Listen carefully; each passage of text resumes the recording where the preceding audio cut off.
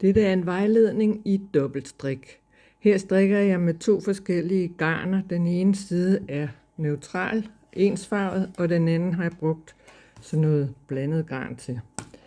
Og når jeg starter på pinden, så tager jeg den første maske, som er dobbeltmaske, den tager jeg af, sådan her bagom, så snoren kommer foran, fordi så danner det en pæn kant her. Her har jeg gjort det forkert, og her har jeg gjort det forkert.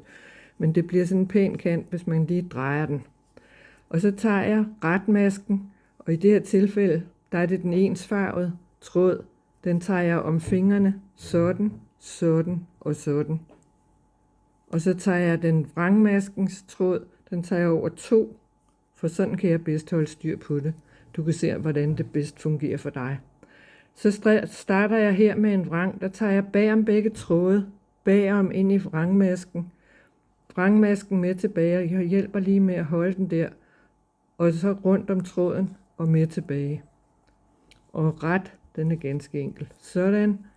Og så tager jeg bagom begge tråde, bagom ind i vrangmasken, holder den med tilbage under den første tråd og fat i den bagerste og tilbage. Retmasken er enkel.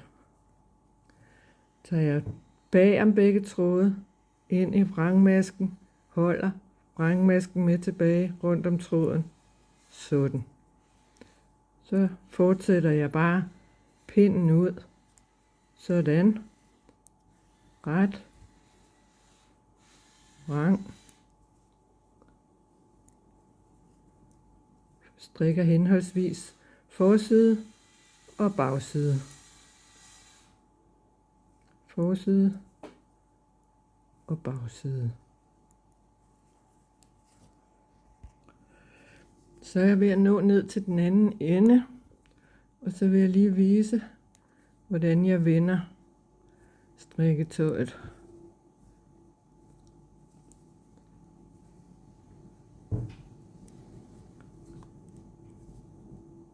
De sidste 2 masker strikker jeg sammen, og det er simpelthen for at få strikketøjet til at hænge sammen i enderne.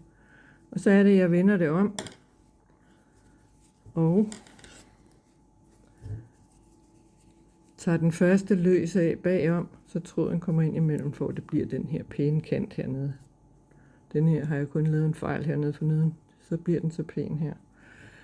Og så gør jeg det samme igen med ret snoren over 1, 2, 3 fingre, og så vrangsnoren over 2 og 3. Sådan. Og så skal jeg starte med en vrangmaske her bagom, og bagom første tråd, og sådan. Og så fortsætter jeg bare arbejdet på den her måde.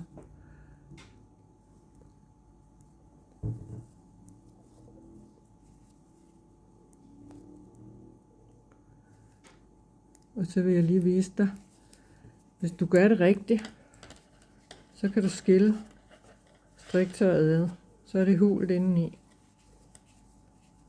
Hvis det ikke er hult indeni, så har du kommet til at sno trådene.